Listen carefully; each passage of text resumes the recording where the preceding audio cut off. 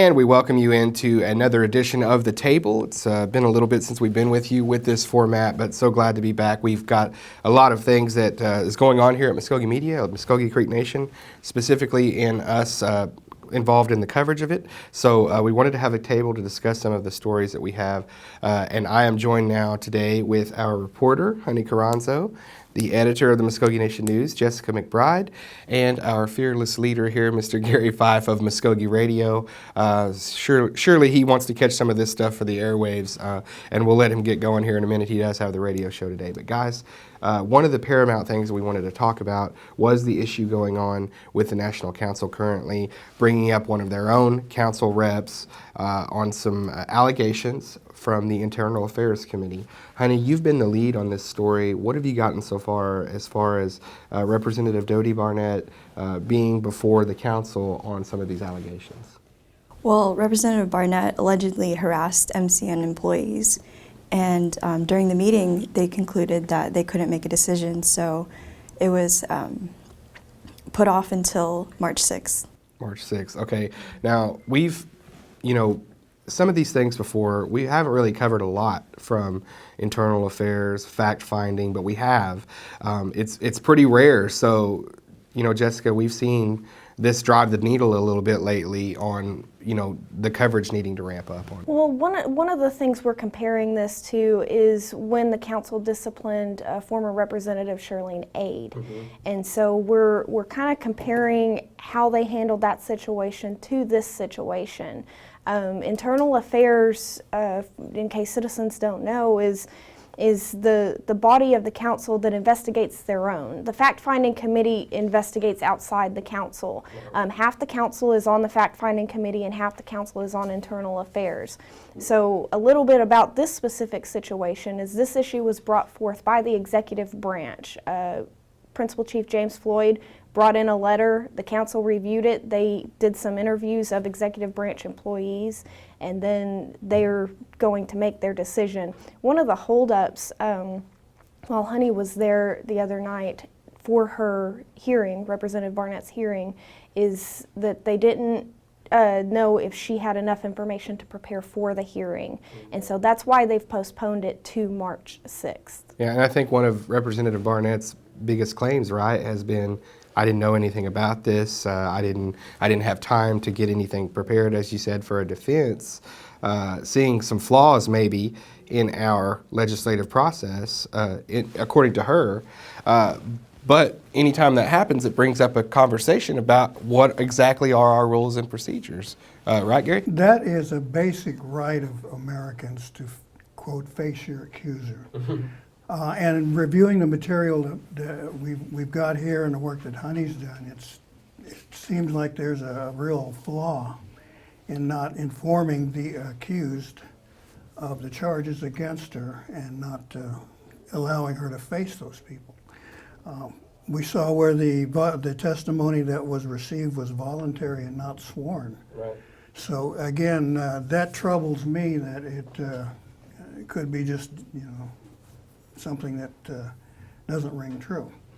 And so it's good to see the council take these actions, like with Shirlene Aid and now with Ms. Barnett, that shows me that, I guess they're willing to police their own. That's right. Good. But in this situation, without fully informing the person who's the accused, that's troubling, and I think that's a slippery slope to go down. And it negates a basic right of people that should never have occurred. And once again, applaud them for taking action for so many years. Like you would know that nothing ever happened. Yeah. But now there is, but maybe this procedure perhaps has been flawed, and I think with a postponement, they decided that maybe it was, and they should. Yeah, where are they at right now? I mean, currently. Right now, Representative Barnett has time to gather witnesses, and she has to submit them 5 days before the March 6th.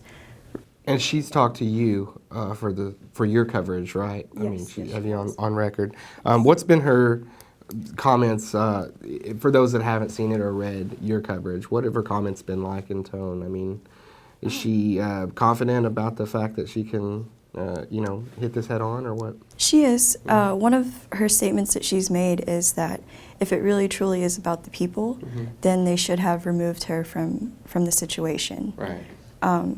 And one of the things too during the international, sorry, not international, Internal Affairs Committee, Right. Was that they elected not to interview her when they interviewed the witnesses. So that was a big thing during the hearing. What's your communication been like with the other side of it, the council, the Internal Affairs? So far, no comment. Okay. One of the other things that we probably need to note too is they're disciplining her according to the council's policies and procedures. So this isn't discipline according to code. Code doesn't outline some of these disciplines for council. Code only outlines removal of officers, and so they would actually have a court trial where a justice would proceed and things of that nature. This is simply a discipline hearing.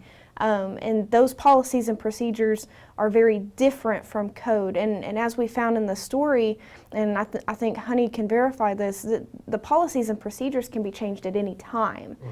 So that's one of the other things that we included in the story. Yeah, and I think that's a big thing to remember here is the fact that because it has happened so rarely. I mean, I've been here a while. I don't want to date myself or anything, but I've been here a while, and this just doesn't happen a lot, like Gary said, and it is refreshing in a way that they are noticing things and policing themselves, but at the same time, it also leads to kind of a where are we at with the implementation of some of these things as far as the process, the hearing, the discipline.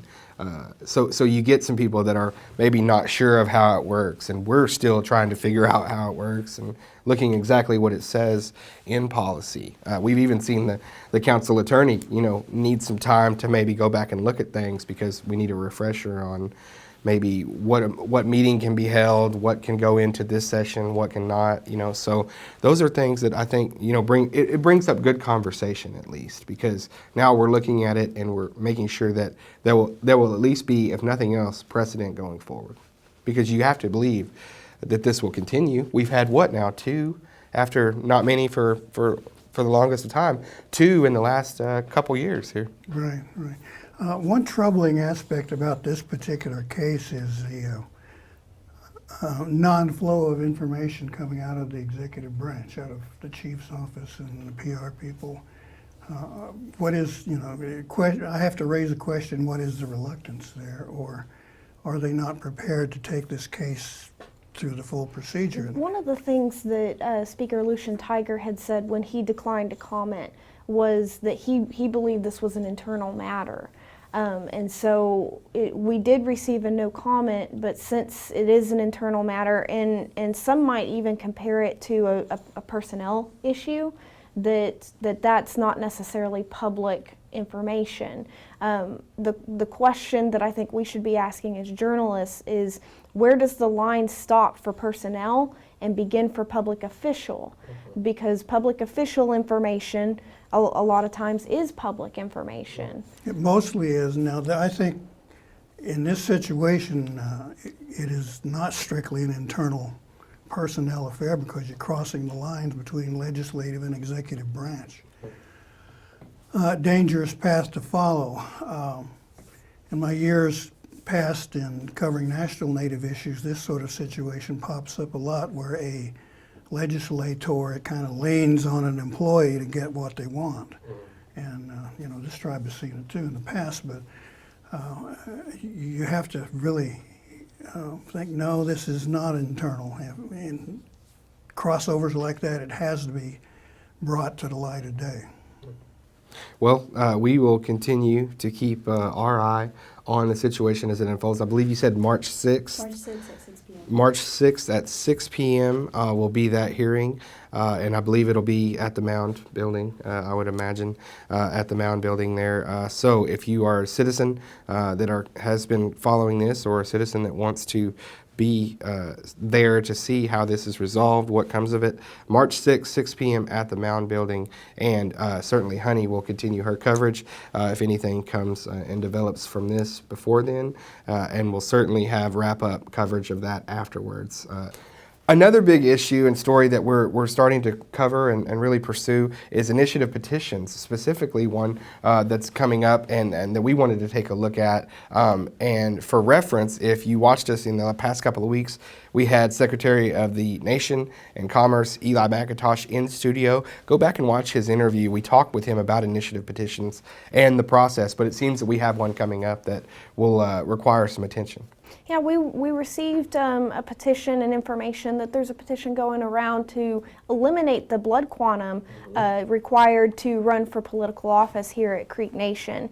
And just some clarification, this is an initiative petition filed by a citizen. So what happens after that is the citizens will go to vote, and all that information can be found in the code and the Constitution.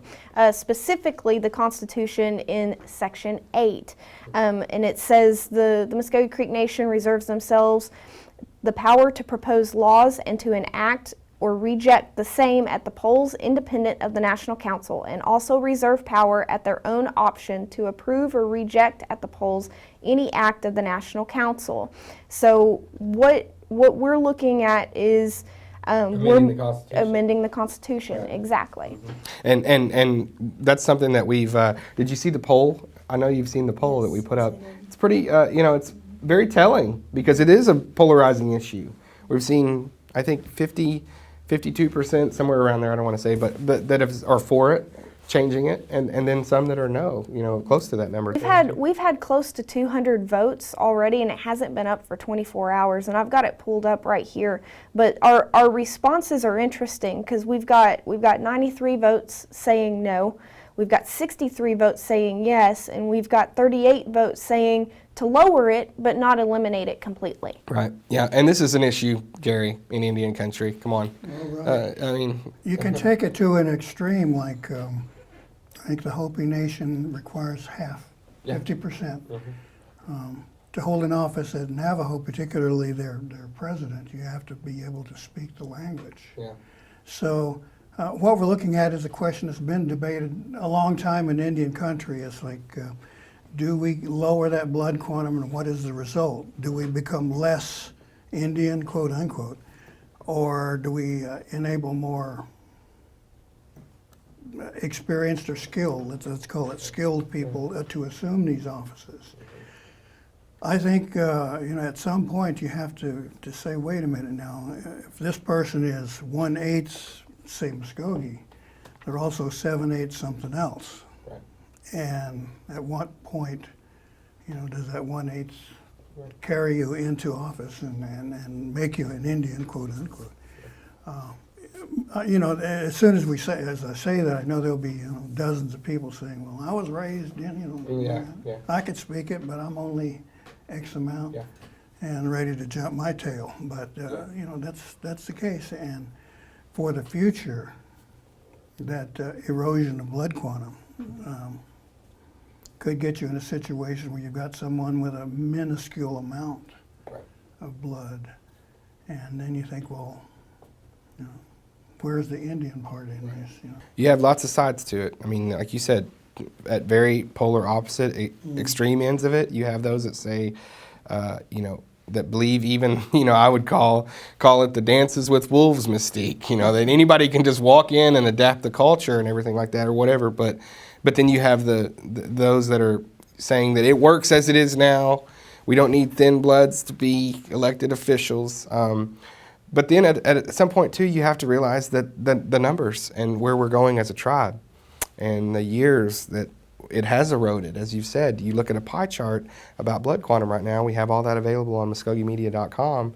And it's also available through the citizenship site, too. They have the breakdown of the number of citizens by blood quantum. Yeah, and at a point it just becomes a numbers game, and you say, how many are going to be left to choose from, you know what I mean, and how many are going to be, you have this large pool of candidates that could come in, And some people, think that it's fine as it is now. Some people think that blood quantum restriction is institutionalized racism. I mean, it's just that you can't find 5 people in the same room that'll agree one way or another on it, I don't think. So it'll be an interesting issue to keep an eye on and keep watching as it unfolds, but certainly polarizing. Well, that's all the time we have today for The Table. I want to thank you all for joining us, and keep up with us on MvskokeMedia.com for developments on any and all of these stories concerning the Mvskoke Creek Nation.